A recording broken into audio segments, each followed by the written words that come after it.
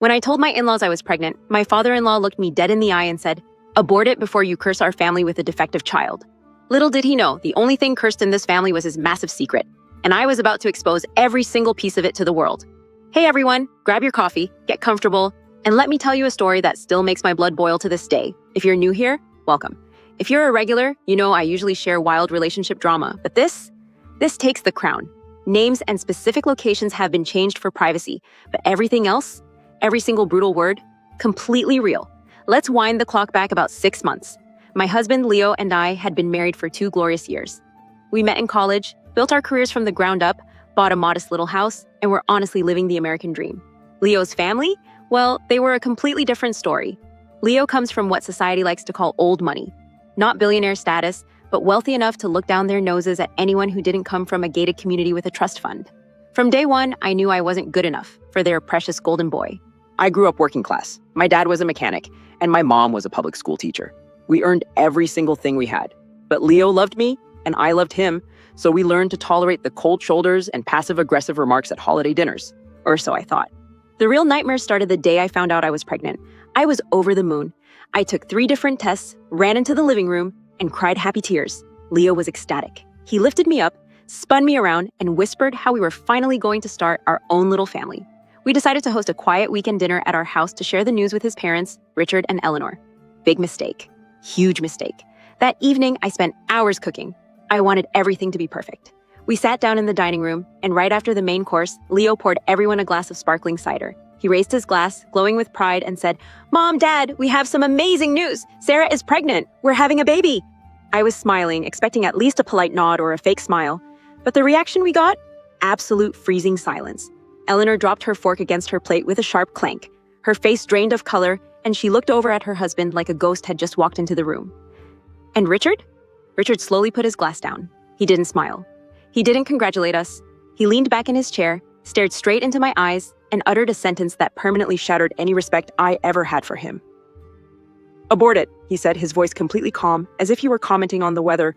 "Abort it right now before you curse our family with a defective child." The room went dead silent. You could hear the refrigerator humming in the kitchen. I sat there, my jaw practically hitting the floor. Leo immediately slammed his hands on the table, standing up so fast his chair screeched against the hardwood floor. "Dad, have you lost your mind?" Leo yelled, his face turning bright red. "What the hell is wrong with you?" Richard didn't even flinch. He just waved his hand dismissively, acting like Leo was throwing a childish tantrum. "Sit down, Leo. Don't be dramatic," Richard sneered. "You know our family history. You know what runs in our bloodline. We are perfectionists. We have a legacy to uphold. We don't need weak genes polluting our lineage. If the child comes out with any kind of physical or mental flaw, which given her background is statistically guaranteed, it will ruin us. Get rid of it. End of discussion." I felt physically sick. Tears welled up in my eyes, not from sadness, but from pure, unadulterated fury. My background? My family worked hard. We had 0 genetic abnormalities, 0 chronic illnesses. Meanwhile, Richard was acting like we were breeding racehorses instead of welcoming a human child. Eleanor finally spoke up, looking at me with pure disdain. "Listen to your father-in-law, dear. It's for the best. We can help you pay for whatever medical procedure is necessary to correct this mistake quietly. No one has to know." Correction? Mistake? They were talking about my baby. Our baby. Before Leo could tear into them even more, I stood up. My hands were shaking, but my voice was ice cold. I've never been a doormat, and I wasn't about to start then. "Get out," I said quietly. Richard raised an eyebrow. "Excuse me?" I said, "Get out of my house right now." I raised my voice, pointing straight at the front door. "You are calling my unborn child defective. You don't even know anything about this baby. And calling my working-class family a curse? You arrogant, miserable hypocrites. Get out before I throw your expensive coats out onto the lawn myself." Eleanor gasped, clutching her pearls like a melodramatic soap opera character. Richard stood up, towering over the table, his face twisted in ugly anger. "You ungrateful little brat! You wouldn't even have a roof over your head if it weren't for..." "If it weren't for what, Richard?" Leo cut him off, his voice dropping to a terrifying, quiet register. "What were you about to say? Go ahead, finish the sentence." Richard clamped his mouth shut. Something flickered in his eyes. Panic. Real, genuine panic. He grabbed Eleanor's arm, yanked her toward the door, and muttered, "You'll regret this. Both of you. You're cutting your own throats." They stormed out of the house, slamming the front door hard enough to rattle the windows. Leo collapsed back into his chair, putting his head in his hands. He looked defeated, shattered. I walked over, wrapped my arms around him, and asked the question that had been burning in my mind since Richard opened his toxic mouth. "Leo, What did your dad mean about our family history and what runs in our bloodline? Is there something you're not telling me? Leo hesitated. He looked away, biting his lip. And then he dropped a bombshell that completely rewrote everything I thought I knew about my husband's family. My family? My dad sighed. Leo whispered, looking down at the floor. We have a genetic secret. A very dark, very well-hidden secret. Turns out, Richard's side of the family carried a severe hereditary neurological disorder, something that caused progressive degeneration later in life. But here's the kicker. It was entirely hidden, heavily covered up with hush money settlements, private care facilities, and aggressive denial for generations. Richard was terrified that if anyone outside the family found out, their precious social standing, their country club memberships, and their precious corporate empire would crumble. When Richard said I was going to curse the family with a defective child, he was actually projecting. He was terrified that his cursed genetics would finally come to light through our generation, destroying the illusion of perfection he had spent his entire life manufacturing. Can you believe the absolute audacity of this man, blaming me and my hardworking family for a genetic skeleton he was hiding in his own closet? Well, guys, that was just the beginning of the war.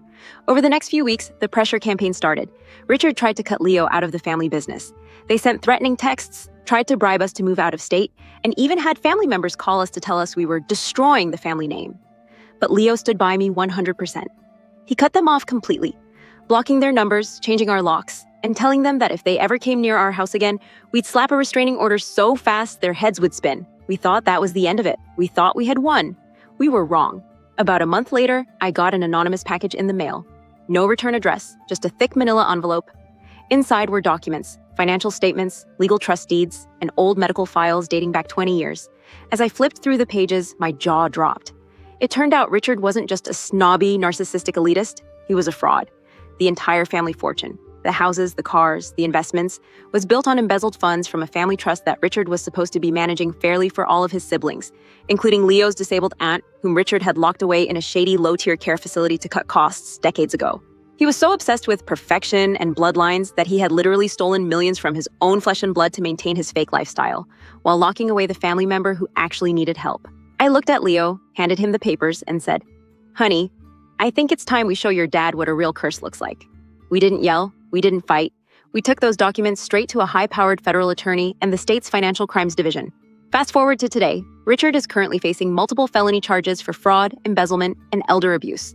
The family company is going through a massive restructuring. The truth about his aunt is out, and she is now living in a luxury facility funded by the very assets Richard tried to hide. As for us, we just celebrated our baby's first birthday. A healthy, happy, perfect little baby who doesn't give a single damn about old money, toxic bloodlines, or snobby grandfathers in federal orange jumpsuits. Richard tried to destroy my child before it was even born. Instead, karma destroyed him first. If you made it this far, thank you so much for listening to this wild ride. Stories like this prove that karma always comes back around. If you enjoyed this video and want to hear more crazy real-life dramas every single week, make sure to hit that like button, subscribe to the channel, and ring the notification bell so you never miss a story. Drop a comment below letting me know what you would have done if you were in my shoes. Until next time, stay safe, take care of yourselves, and I'll see you in the next one. Next story. When my mother-in-law saw the gender reveal cake, she screamed, "Throw it in the trash! We only want boys!" Little did she know, her precious family empire was built entirely on a lie, and I was about to burn it to the ground. Hey guys, grab your coffee. If you thought family drama ended at the holidays, wait until you hear what happened to me last month. My husband, David, and I had been married for 3 years. We lived a quiet, normal life. But David's mother, Evelyn, absolute nightmare. She's the definition of a toxic, old money elitist who treats everyone like hired help. From day one, she made it clear I wasn't aristocratic enough for her golden boy son. Well, fast forward to our long-awaited pregnancy. We were ecstatic.